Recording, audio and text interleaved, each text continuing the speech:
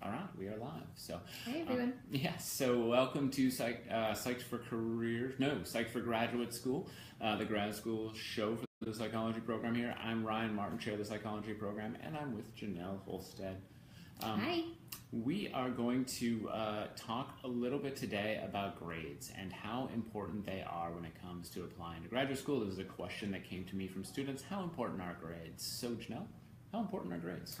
Well, if you're thinking about going to graduate school, they're very important. Mm-hmm. Most of the time, graduate schools have a set number that they look at in terms of their applications, and so it's a way for them to kind of limit the masses of students that may be applying to their programs. And so it is important to make sure that your GPA is as high as possible if you're wanting to go on to graduate school. If you're not thinking about going to graduate school, grades are important in terms of graduating. You have to have a 2.0 to graduate. But the good news is most of the time employers don't really think about GPA.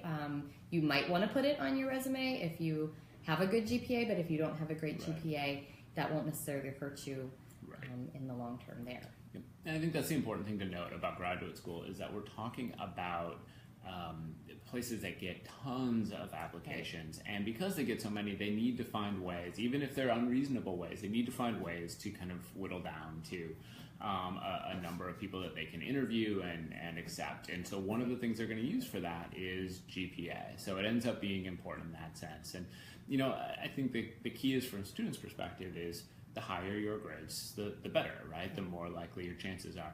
Now that said, I think one of the follow-up questions is, okay, so what do I do if my grades aren't that great? Or, you know, for a lot of students, it's, and I was in this boat, I did poorly at first, and then I kind of got things together, you know, and I did better down the road. So what should those students do whose grades aren't quite where they want them to be?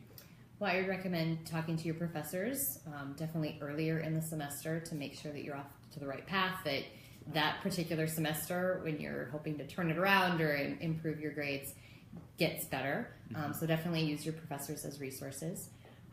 Also considering retaking some classes, especially if there was a class or two in your freshman or sophomore year that you didn't do so well.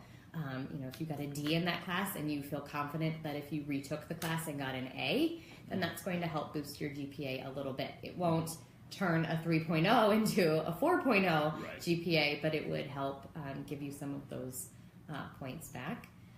Another thing that I always tell students that are thinking about going into school psych, and I believe this is probably true in most areas of psych, is that you can think about taking time off from college settings. So graduate from UWGB, take a year off, take 2 years off, and use that time to build your resume and get more experience.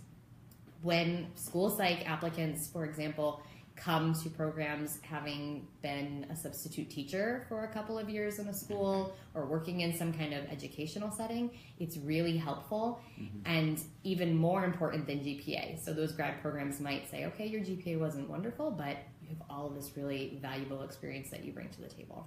Right. Yeah. I mean, I think in line with that, just boosting the other aspects of your application, right? And so maybe that's getting other individualized learning experiences like internships and research assistantships, volunteer experience, you know, recognizing, okay, so I have this limitation that is my GPA, but then I can try and boost that with some other things. Absolutely.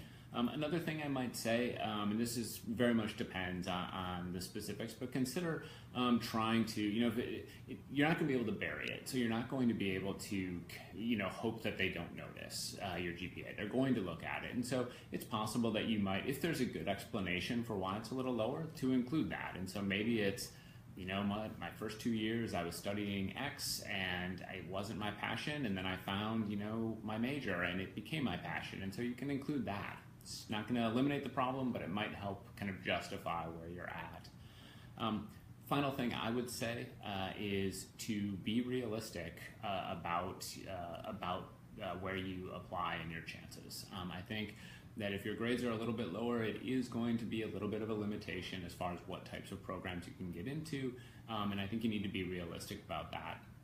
graduate schools are going to consider that, and I think that if your grades aren't high enough, it doesn't necessarily make sense to just only to be applying to top tier programs. I think the chances of getting in aren't very high when so many other students are going to have a 4.0.